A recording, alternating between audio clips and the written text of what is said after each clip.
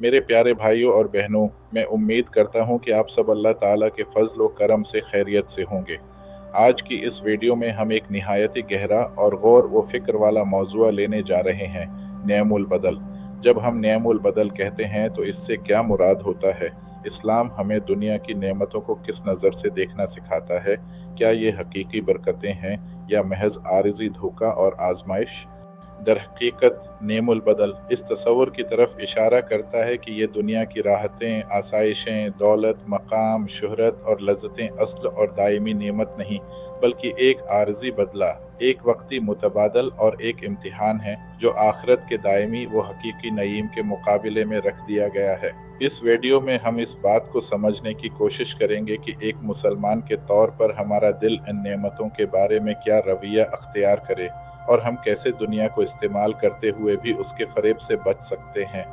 सबसे पहले हमें ये समझना होगा कि इस्लाम नेमत को कैसे बयान करता है। कुरान करीम में बार बार अल्लाह ताला हमें याद दिलाते हैं कि जो कुछ हमारे पास है, चाहे वो माल हो, सेहत हो, औलाद हो, इज़्ज़त हो या ज़माना और मौके हो, ये सब अल्लाह की अता करदा अमानतें और आजमाइशें हैं। दुनिया की हर नेमत दरअसल एक सवाल है, एक टेस्ट है, तुम उसको कैसे इस्तेमाल करते हो। जब हम नेमुल बदल कहते हैं तो हम उस हकीकत की तरफ इशारा करते हैं कि इंसान अक्सर आर्जी नेमतों को दायमी समझ बैठता है। वो समझता है कि अगर उसके पास आज माल है तो ये हमेशा रहेगा, अगर उसके पास आज ताकत या जवानी है तो ये कभी नहीं जाने वाली। लेकिन इस्लाम हमें बताता है कि दुनिया की हर चीज़ बदलने वाली है, फना होने वाली है, और सिर्फ एक चीज़ बाकी रह जाएगी, और वो है अल्लाह ताला की ज़ात और आखिरत का इंजाम। इसीलिए मोमिन का दिल नेमत देखकर सिर्फ खुश नहीं होता, बल्कि खौफ, शुक्र और ज़िम्मेदारी तीनों साथ साथ महसूस करता है। उसे पता होता है कि ये नेमत किसी दिन छिन भी सकती है और कल क़यामत के दिन उससे उस नेमत के बारे में सवाल भी होगा। नेमुल बदल को अगर हम सादा अल्फाज में समझें तो इसका मतलब ये है कि तुम्हें जिस तरह की राहत, सुकून और मज़ा दुनिया में मिला है, वो किसी और बड़ी चीज़ के बदले में है। कभी वो तुम्हारे वक्त के बदले में है, कभी तुम्हारे दीन के बदले में, कभी तुम्हारी तवज्जो और दिल के सुकून के बदले में। इस्लामी नुक्ता नज़र ये है कि अगर इंसान दुनिया की राहत को आखिरत के मुकाबले में तरजीह देता है तो वो गोया नईम आखिरत को छोड़कर नईम दुनिया को मुंतखब कर रहा है। ये एक ख़तरनाक सौदा है। अल्लाह ताला कुरान में फरमाते हैं कि कुछ लोग ऐसे हैं जो दुनिया की ज़िंदगी को आखिरत पर तरजीह देते हैं और यही असल खसारा है। नेमुल बदल हमें ये सोचने पर मजबूर करता है कि जो आराम मैंने अभी हासिल किया, जो गुनाह मैंने मज़ा लेने के लिए किया, जो हराम रिज़्क मैंने सहूलत हासिल करने के लिए लिया, जो वक्त मैंने अल्लाह की याद छोड़कर ज़ाया किया, क्या ये सब कुछ दरअसल आखिरत के बड़े और दायमी इनाम से बदल कर लिया जा रहा है? अगर ऐसा है तो ये बहुत बुरा सौदा है। इस्लाम में दुनिया की नेमतों को सिर्फ बुरा नहीं कहा गया। दरहकीकत अगर इंसान का दिल सही जगह पर लगा हो तो यही दुनिया की नेमतें उसके लिए कामयाबी और जन्नत का ज़रिया बन सकती हैं। नेमुल बदल के तसव्वुर का एक रुख ये भी है कि अल्लाह ताला बाज़ औक़ात किसी बंदे से एक नेमत लेकर उसे दूसरी नेमत अता करते हैं जो बज़ाहिर कम लगती है लेकिन हकीकत में ज़्यादा कीमती होती है। मिसाल के तौर पर कभी इंसान की दुनियावी आसानियाँ कम हो जाती हैं, लेकिन उसके दिल में ईमान, अल्लाह पर तवक्ल और सब्र बढ़ जाता है। दुनिया की आसाइश कम होकर दिल का इत्मीनान और आखिरत का अजर बढ़ जाता है।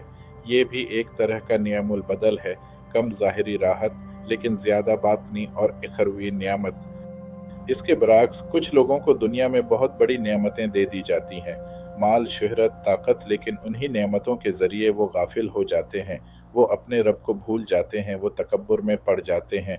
ज़ाहिरी तौर पर तो नेमत बढ़ गई, लेकिन हकीकत में आखिरत का नुकसान और दिल की सख्ती उन पर मुसल्लत हो गई। ये भी एक किस्म का नेमुल बदल है जिसमें वो हकीकी नेमत से महरूम होकर फ़ानी नेमत में डूब गए। अगर हम कुरान और हदीस की तालीमात को देखें तो हमें जगह जगह नेमो अल बदल की तरफ इशारे मिलते हैं। अगरचे लफ्ज़ी तौर पर यह तरकीब हर जगह इस्तेमाल नहीं होती, मगर मानी के एतबार से ये मफ़हूम मौजूद है। कुरान हमें बताता है कि दुनिया की ज़िंदगी महज खेल तमाशा, ज़ीनत और फ़ख्र है, थोड़ा सा फ़ायदा है, फिर ख़त्म हो जाएगा, और असल घर तो आखिरत का घर है। नबी करीम सल्लल्लाहु अलैहि वसल्लम ने दुनिया की मिसाल एक मुसाफिर के साया लेने से दी है, जो थोड़ी देर दरख्त के नीचे आराम करता है, फिर आगे बढ़ जाता है। یہ ساری مثالیں ہمیں یہ سمجھاتی ہیں کہ جو کچھ ہم دنیا میں دیکھ رہے ہیں، استعمال کر رہے ہیں، کھا پی رہے ہیں، وہ اصل نہیں بلکہ عارضی بدل ہے۔ نبی کریم صلی اللہ علیہ وسلم نے فرمایا کہ دنیا مومن کے لیے قید خانہ ہے اور کافر کے لیے جنت ہے۔ اس حدیث میں بھی نعم البدل کی جھلک ہے۔ مومن اگرچہ بظاہر بہت سی نعمتوں سے محروم ہو یا خود کو روکے رکھے، اس کی اصل نعمت آگے ہے، اور جو کافر یہاں ہر طرح کی آزادی اور لذت میں ڈوبا ہوا ہے، وہ دراصل اپنی تمام خوشیوں کا کوٹہ دنیا میں پورا کر رہا ہے، اور آخرت میں اس کے لیے کچھ نہیں باقی رہے گا۔ نعم البدل یہاں تھا، وہاں نہیں۔ نعم البدل کے تصور کو صحیح طور پر سمجھنے کے لیے ضروری ہے کہ ہمارا دل صرف نعمت کے ساتھ نہیں بلکہ منعم یعنی اللہ تعالیٰ کے ساتھ جڑ جائے۔ اگر دل کا رشتہ صرف نعمت کے ساتھ ہو تو جب نعمت چن جاتی ہے انسان ٹوٹ جاتا ہے، شکوہ کرتا ہے، اللہ سے ناراض ہو جاتا ہے، لیکن اگر دل کا رشتہ اللہ کے ساتھ ہو تو پھر چاہے نعمت ملے یا چن جائے، دل کا سکون برقرار رہتا ہے۔ اسلام ہمیں یہ سکھاتا ہے کہ نعمت اصل مقصد نہیں بلکہ وسیلہ ہے۔ اصل مقصد اللہ کی رضا ہے۔ جب ہم نعم البدل کی بات کرتے ہیں تو ہمیں اپنے آپ سے سوال کرنا چاہیے، کیا میں دنیا کی راحت کو اللہ کی رضا سے بدل رہا ہوں؟ کیا میں کچھ لمحوں کی لذت کے لیے اپنے رب کے ساتھ تعلق کو قربان کر رہا ہوں؟ اگر ایسا ہے تو یہ بہت خطرناک سودا ہے۔ ہمیں چاہیے کہ ہم ہر نعمت کے پیچھے اللہ کی رحمت کو دیکھیں اور ہر محرومی کے پیچھے بھی اللہ کی حکمت کو سمجھنے کی کوشش کریں۔ اس طرح دل مضبوط ہوتا ہے، امتحان آسان ہو جاتا ہے اور انسان گمراہ کن نعم البدل سے بچ جاتا ہے۔ آئیے اب نعم البدل کو چند عملی مثالوں کے ذریعے سمجھتے ہیں۔ پہلی مثال، فرض کیجئے آپ کے پاس حرام ذریعہ سے جلدی پیسہ کمانے کا موقع ہے۔ اگر آپ اس کو قبول کر لیتے ہیں تو بظاہر آپ کو ایک بڑی نعمت ملی، پیسہ، آسائش، شان اور شوکت۔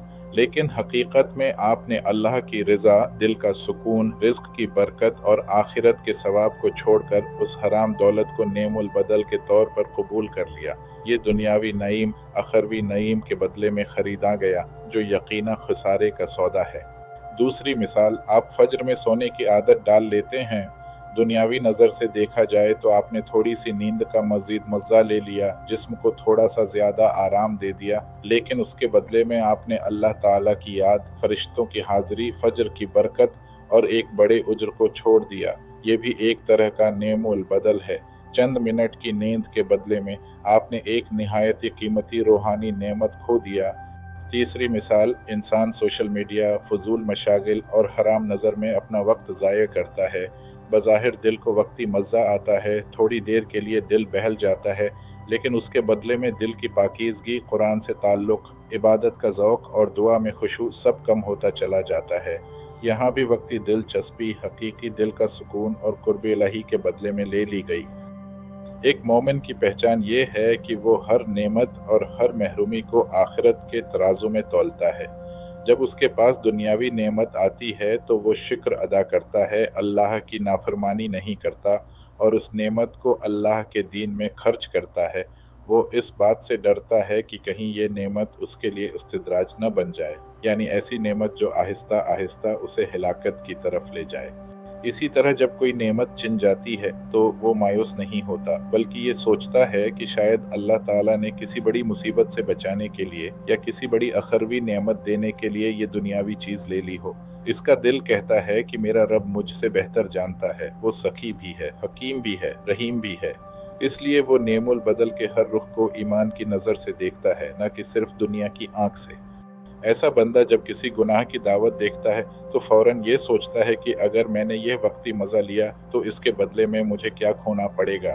اگر میں نے حلال کو چھوڑ کر حرام پکڑ لیا تو میں دراصل نعیم آخرت کو چھوڑ کر نعیم دنیا کو تھام رہا ہوں۔ یہی سوچ اس کو گناہ سے روکتی ہے اور تقوی کی طرف لے جاتی ہے۔ اب آخر میں ہم چند عملی نصیحتوں پر بات کرتے ہیں کہ ہم اپنی زندگی میں نعم البدل کے اس فریب سے کیسے بچے رہیں اور دنیا کی نعمتوں کو صحیح طریقے سے استعمال کریں۔ سب سے پہلی نصیحت یہ ہے کہ اپنی نیت اور دل کی رخ کو درست رکھیں۔ ہر نعمت کے آنے پر یہ سوچیں کہ یہ مجھے اللہ سے قریب لے جا رہی ہے یا دور۔ اگر کوئی چیز آپ کو دین سے غافل کر رہی ہے تو سمجھ لیجئے کہ یہ نعمت نہیں بلکہ آزمائش ہے، بلکہ بعض اوقات یہ عذاب کا محرک بھی ہو سکتا ہے۔ दूसरी नसीहत ये है कि हर रोज़ थोड़ा सा वक्त निकाल कर मौत और आखिरत पर गौर करें।